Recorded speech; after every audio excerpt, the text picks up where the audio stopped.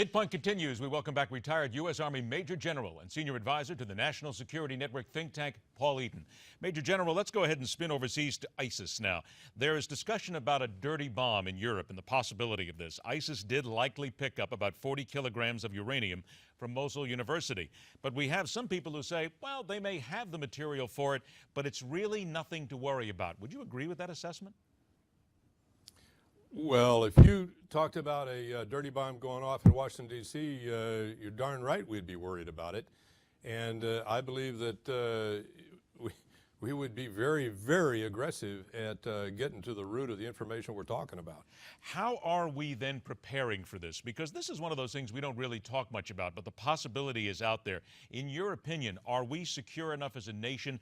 We watch out for the big things that come our way, but what about something like this, which is backpack-sized? Should it really be a 24/7 concern, and are we doing enough? Ed, you ask a great question, something that we talk about, and it is, can we say that every container, and see, there are three game changers out there. It's climate change, whether it's done by man or not. It's a biological event. We've just seen the Ebola thing. And the third is the introduction of a refrigerator-sized nuclear weapon.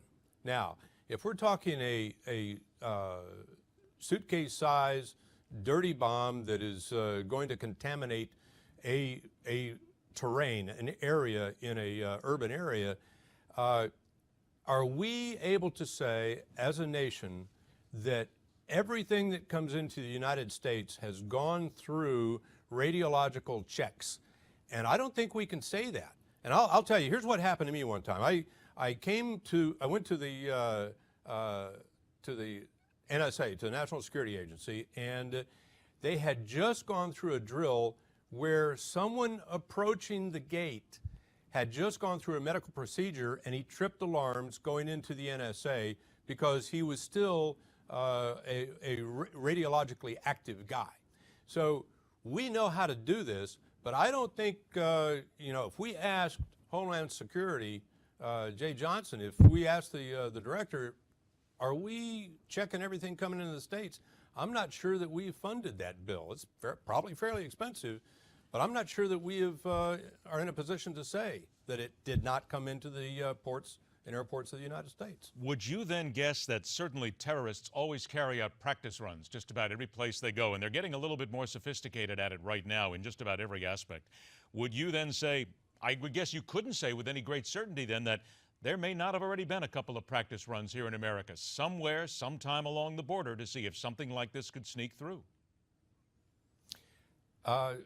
Ed, it's a great question, and I defer to Homeland Security and FBI. Those very qualified agencies are doing the Lord's work for us, and they know. And there's a whole lot going on that I will never know, but I will also say that they've done a terrific job at keeping us safe. All right, couple of minutes that we have left here. ISIS has allegedly beheaded 4 Christian children after they refused to convert to Islam. This is according to reports from a British vicar based in Iraq. Major General, what are we not doing in this war against ISIS? Because quite frankly, we wake up to new atrocities every single day. Ed, this, what a tough problem we've got here. With the collapse of the Iraqi army, we're going to have to get back after it. ISIS represents a vital national interest problem to Turkey, to Iraq, to Jordan, Saudi Arabia, and to the Syrians.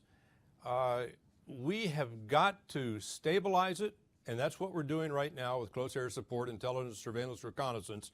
We're supporting the Kurds up in the north, and we're engaging with Turkey, Jordan, and Saudi Arabia with our allies in the region.